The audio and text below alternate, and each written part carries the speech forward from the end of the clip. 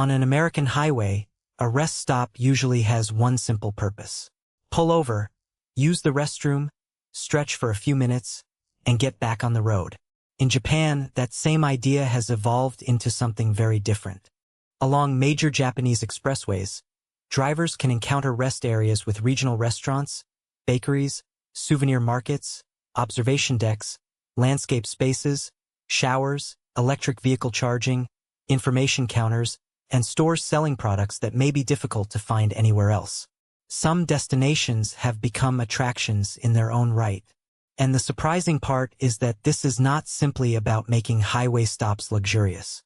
Japan has developed a system in which rest areas become part of the journey itself. They support drivers, promote regional food, connect travelers with local communities, and turn a necessary break into something people can actually look forward to. The question is not why Japan built nicer rest stops. The real question is why Japan decided a highway rest stop should do so much more. The basic highway rest stop is familiar to almost every American driver. After hours on the interstate, signs appear for fuel, food, restrooms, or a designated rest area. Some facilities are excellent. Many modern American travel centers offer large convenience stores, multiple restaurants, showers, and extensive services. But the system is fragmented.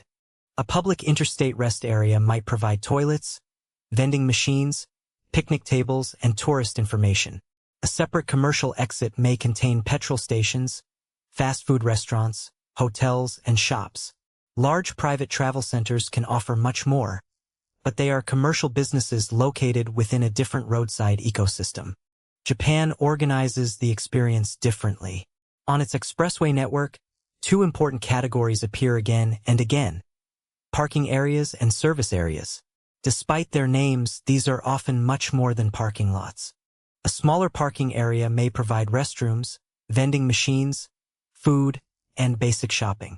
A larger service area can function almost like a compact commercial district designed specifically for highway travelers. That distinction changes the experience. Instead of leaving the controlled access expressway and searching around an unfamiliar interchange, travelers can often stop inside the expressway system itself.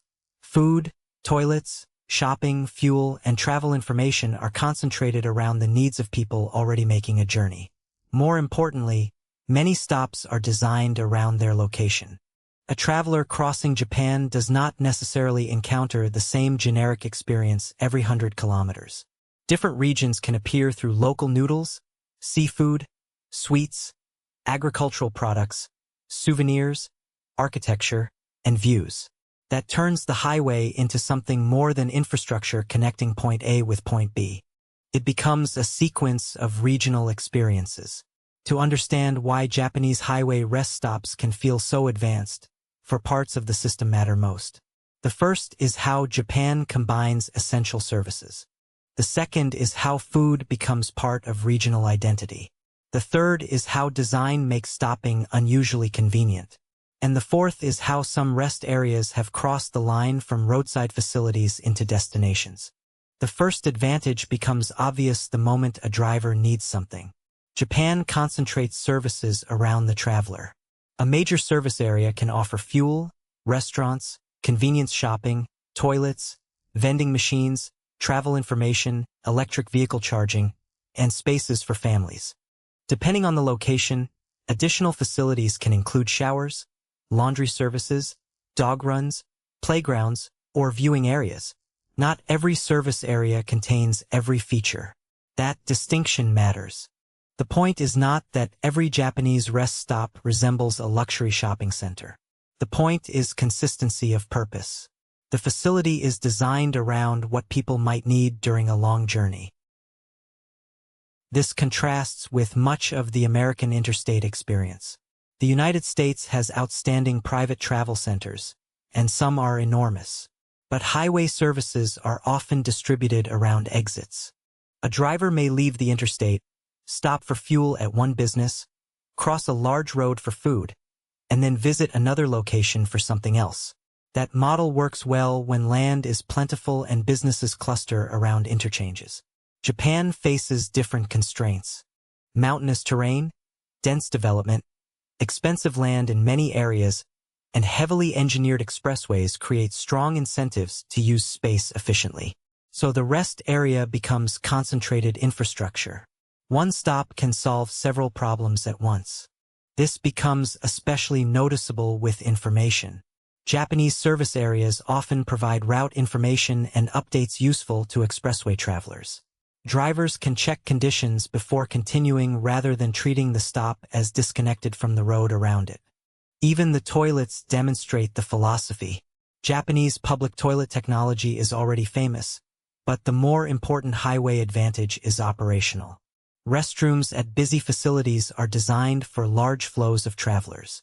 Clear signs, multiple facilities, accessible spaces, and family-oriented features help reduce friction during peak periods.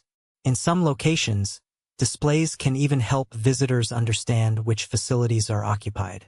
It is a small detail, but Japan's highway system is full of small details that answer a simple question. What slows travelers down, confuses them, or makes a long drive less comfortable? Then comes food. This is where the Japanese model stops feeling like a conventional rest stop. In the United States, highway food is often built around predictability. A familiar restaurant logo can be reassuring after hours of driving. The traveler knows approximately what the menu will contain before entering. Japan certainly has chains too, but many service areas add something different. Regional specificity. Japan has a powerful culture of regional food identity. Prefectures and cities are associated with particular noodles, seafood, sweets, fruits, meats, sauces, and packaged gifts. Highway operators and retailers can bring those identities directly into the rest area. That means a stop can become an introduction to the region outside the windscreen. A traveler approaching a coastal area may encounter seafood products. Another region may emphasize ramen, udon, beef, fruit, or locally produced sweets. This extends beyond restaurants. Gift shopping is an important part of domestic travel in Japan. Regional souvenirs, especially packaged foods known as omiyage, are commonly brought back for family members, friends, or colleagues. Service areas are perfectly positioned for this behavior. The result is a retail environment that would seem unusual at many traditional American rest areas. Shelves can be filled with neatly packaged regional products. Bakeries can sell special items associated with the location. Food counters can promote dishes that give travelers a reason to stop at one service area instead of another. The commercial logic is clever. A toilet break generates foot traffic. Foot traffic supports restaurants and shops.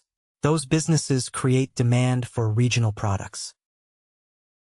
Regional products make the stop distinctive, and that distinctiveness can encourage travelers to choose the stop intentionally.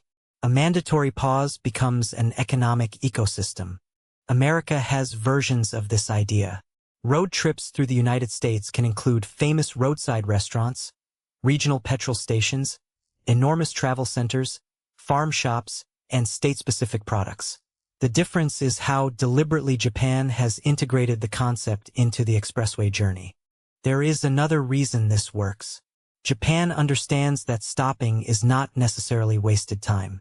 Long-distance driving creates fatigue. Drivers need breaks regardless of how quickly they want to reach their destination. If the break is unavoidable, improving the break improves the entire trip. That leads to the third mechanism, friction reduction. Consider the number of decisions involved in a typical highway stop. Where should the vehicle exit? Is fuel available? Where is the restroom? Is there somewhere decent to eat? Can children move around? Is there a place to buy something quickly? How difficult will it be to return to the highway? Every additional decision creates a little friction. Japan's service area model removes many of those decisions by putting multiple functions in one recognizable place. This is particularly valuable on toll expressways. Japan's major intercity expressways are controlled access roads, and many routes use tolling. Service areas allow travelers to access important amenities without treating every stop as a separate excursion into the surrounding road network. The physical design reinforces that convenience. Parking is typically organized by vehicle type. Signs direct travelers toward buildings and services. Pedestrian movement is considered because large numbers of people may arrive at once during weekends and holiday travel periods. Inside, the experience often follows the same principle. Information should be understandable quickly. Food should be accessible. Bathrooms should handle demand. Shopping should fit naturally into the route between the car and the rest of the facility. None of these ideas is revolutionary by itself. That is precisely why the system is interesting. Japan's advantage often comes from stacking ordinary improvements on top of one another. A cleaner toilet does not transform a road trip. Neither does a bakery. Neither does better signage. Neither does an electric vehicle charger. But when dozens of small conveniences are placed in the same location and maintained as part of one traveler-focused system, the cumulative effect can feel futuristic. Then there is the fourth mechanism. Some Japanese service areas have stopped behaving like places people merely tolerate. They have become places people remember. One famous example is the Ebina service area in Kanagawa Prefecture, on the Tomei Expressway. Its location near the enormous Tokyo metropolitan region gives it heavy exposure to travelers. It is widely known for its extensive food and shopping choices, including products that have become associated with the stop itself. Ebina illustrates an important shift. A rest area can have a brand. People can know what food they want before arriving. They can talk about what to buy there. The stop gains an identity independent of its basic transport function. Other locations use scenery. Service areas positioned near mountains, coastlines, lakes, or major landmarks can provide observation spaces that transform a driving break into a moment of sightseeing.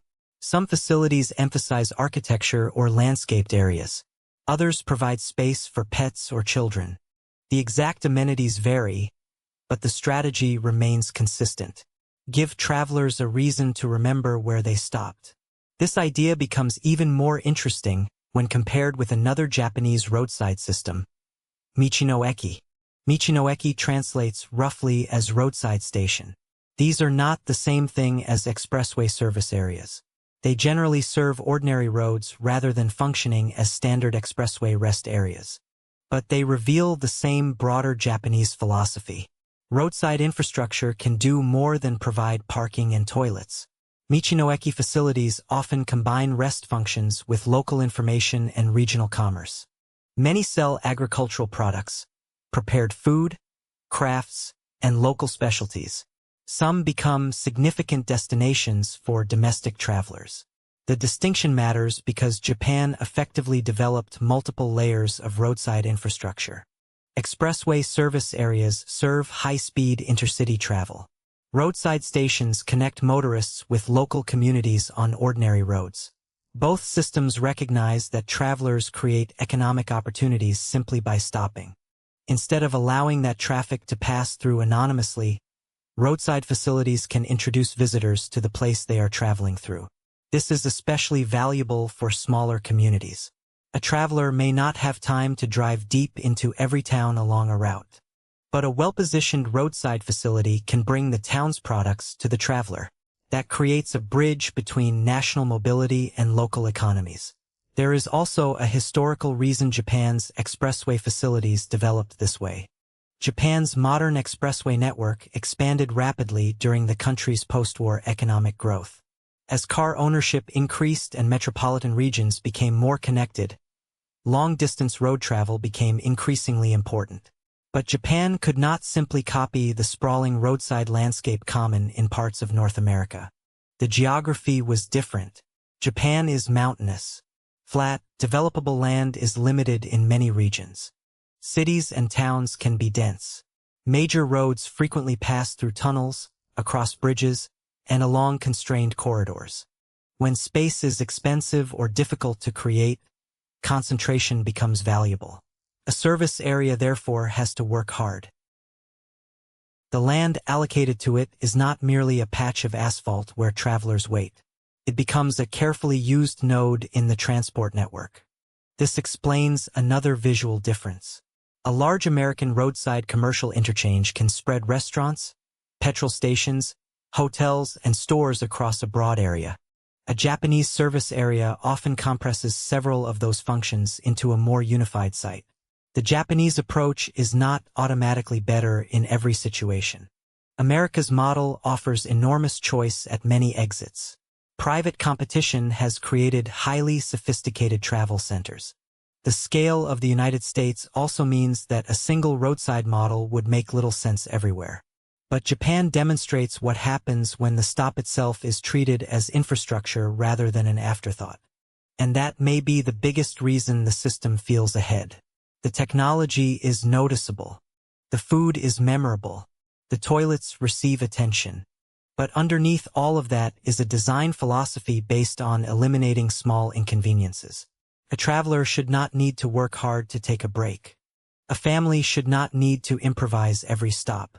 A regional business should not necessarily need a giant roadside billboard to reach passing customers. And a highway should not have to be culturally empty just because its main purpose is transportation.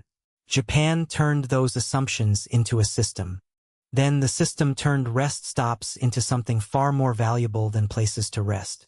There is a deeper reason Japanese service areas feel different.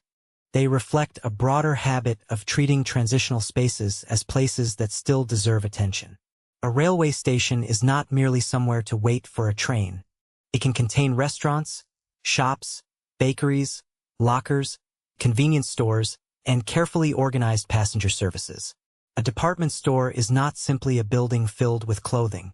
Its basement can become an elaborate food destination. And a highway rest area is not simply a toilet beside a parking lot. It can become a small expression of the region surrounding it. This does not mean every Japanese public space is perfect. Japan has congestion, aging infrastructure, traffic delays, and inconvenient facilities like any developed country. But its best highway rest areas reveal an unusually systematic approach to everyday inconvenience. The question is often not whether something functions. The question is whether it can function with less friction. That mindset matters on a road trip because travel consists largely of transitions. Entering the highway, finding fuel, stopping for food, using a restroom, managing children, buying a gift, checking the route, continuing the journey. Each transition can be stressful or effortless. Japan's system tries to make more of them effortless. It also gives regional identity a place inside national infrastructure. A motorway could make every part of the country look identical. The same concrete, the same signs, the same parking spaces, and the same generic food could appear for hundreds of kilometers. Instead, many Japanese stops remind travelers that the landscape outside has changed. Different products appear. Different dishes become prominent. Different views emerge. The road connects the country without completely flattening its differences. That may be the most sophisticated part of the system. Efficiency and local character are usually treated as opposites. Japan's highway rest areas show that they do not have to be. The most impressive thing about Japan's highway rest stops is not any single feature. America has larger travel centers. Other countries have excellent motorway services. Restaurants, electric vehicle chargers, showers, shops, and clean toilets are not uniquely Japanese inventions. Japan's achievement is the way these pieces are assembled. The road provides movement. The service area provides recovery. The restaurant introduces regional food. The shop connects passing travelers with local products. The information systems prepare drivers for what comes next. And the design tries to remove small frustrations before they become problems. That creates an unusual effect. A traveler can begin anticipating the next rest stop instead of waiting until stopping becomes unavoidable. The break becomes part of the trip. For American drivers accustomed to measuring road travel in exits, fuel stops, fast food signs, and miles remaining, that idea can feel surprisingly different. Japan did not reinvent the highway. It reconsidered one of the least glamorous parts of using it. And that may explain why the comparison feels so dramatic. Advanced infrastructure is often imagined as bullet trains, automated vehicles, enormous bridges, or futuristic technology. Sometimes progress is much quieter. Sometimes it is simply a place beside a highway where the bathroom is easy to find. The food reflects the region. The family has room to recover, and the traveler leaves more comfortable than when they arrived. Japan's service areas suggest a simple possibility. Perhaps the best transportation systems are not designed only around how quickly people move. Perhaps they are also designed around what people need when they stop.